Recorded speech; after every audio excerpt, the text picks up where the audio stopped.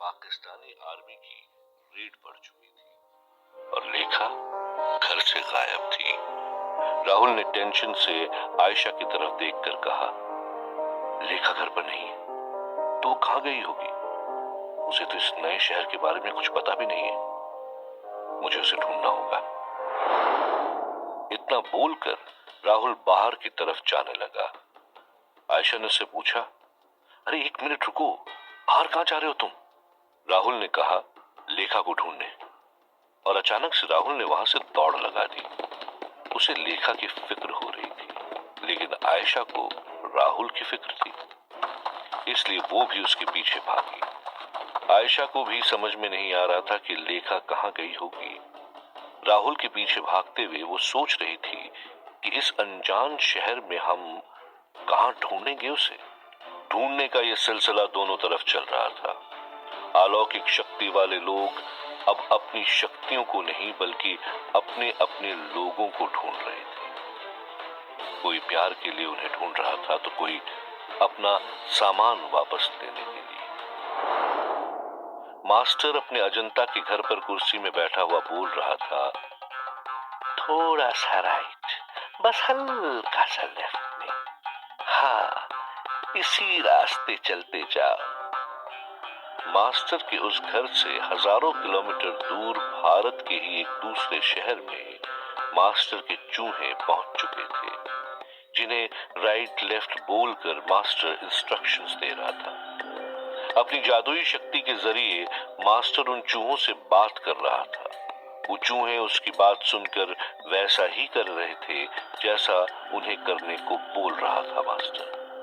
माया के शरीर की गंध सूंघते हुए वो चूहे एक जंगल की तरफ चले जा रहे थे। चलते चलते वो चूहे अचानक से एक जगह पर रुक गए और उस जगह को सूंघते हुए चूहे अपने मुंह और पैरों से वहां की मिट्टी को खोदने लगे।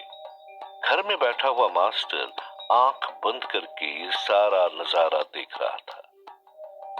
चींची आवाज करते हुए सारे चूहे मिट्टी खोदने में लगे हुए थे। कुछ ही देर में उन चूहों ने वहां पर गड्ढा कर दिया तो वहां से माया नहीं बल्कि दो जादुई आंखें निकली। ये आंखें माया ने ही मास्टर को गुमराह करने के लिए वहां पर गड़ाई थी, क्योंकि उसे पता था मास्टर ऐसा कुछ जरूर करेगा। चूहे गोल गोल उन आंखों के चारों तरफ घूमने लगे। तभी वहां एक फट की आवाज हुई और वो आंखें फट गई। उन आंखों के फटते ही एक जोरदार धमाका हुआ और भयानक आग निकली। जितने भी चूहे मास्टर ने वहां पर भेजे थे वो सभी उस आग की चपेट में आ गए। चींची करते हुए सारे चूहे वहीं पर जलकर मर गए। उन्हें देखकर मास्टर जोर जोर से हंसने लगा। हंसते हुए मास्टर बोला,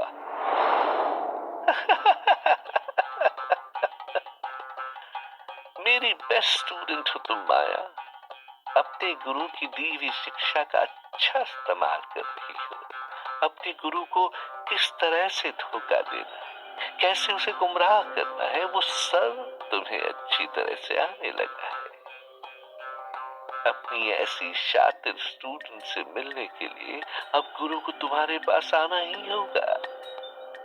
मास्टर उठकर खड़ा हुआ और घर के एक खाली कमरे की तरफ देखकर बोला, बस कुछ दिनों के लिए मुझे जाना होगा। उसके बाद एक नई दुनिया की शुरुआत इसी घर से होगी। इतना बोलकर मास्टर एक मंत्र बड़बड़ाते हुए हवा में गायब हो गया। दिन की आखिरी किरण भी ढल चुकी थी। धीरे धीरे रात हो चुकी थी और इसी के साथ दूसरी तरफ पाकिस्तान में राहुल और आयशा लेखा को ढूंढ रही थी। उन्हें पता था पूरे शहर में आर्मी उन्हें ढूंढ रही है, इसलिए उनसे छुपते हुए अपना फेस कवर करके इधर उधर हर जगह वो लोग लेखा को ढूंढने की कोशिश कर रहे थे। जब कहीं उन्हें कोई खाली एरिया मिलता जहां आर्मी नहीं होती थी, तब वो अपनी शक्तियों का इस्तेमाल करके थोड़ी लंबी छलांग लगाकर दूसरी जगह पर पहुंच जाते और आर्मी के सैनिकों की नजर भी उन पर नहीं पड़ती। लेखा को ढूंढते ढूंढते काफी वक्त बीत चुका था। आयशा ने राहुल से कहा, राहुल, वो हमें कहीं भी नहीं मिल रही है और धीरे धीरे हमारे जहाज का वक्त भी हो रहा है, हमें यहां से निकलना चाहिए।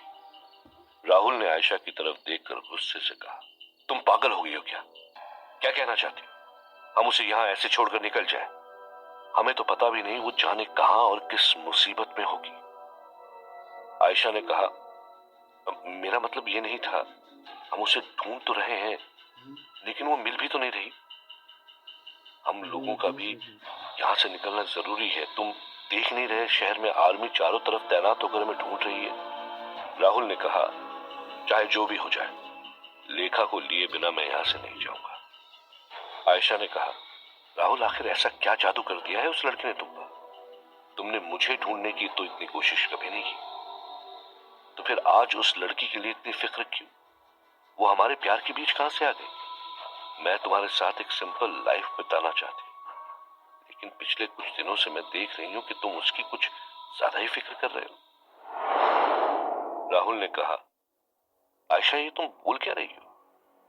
उस लड़की ने उन पत्थरों को नष्ट करना ही अपना लाइफ का गोल बना लिया है। उसे पूरी दुनिया की फिक्र है। तुम उसके बारे में ऐसा कैसे सोच सकती हो? तुम्हें तो उसके बारे में सब कुछ पता है, फिर भी तुम ये सब बोल रही हो। वो अकेली है, हमारे अलावा उसका इस दुनिया में कोई भी नहीं है। बस एक माँ है तो उसका भी कुछ पता नहीं।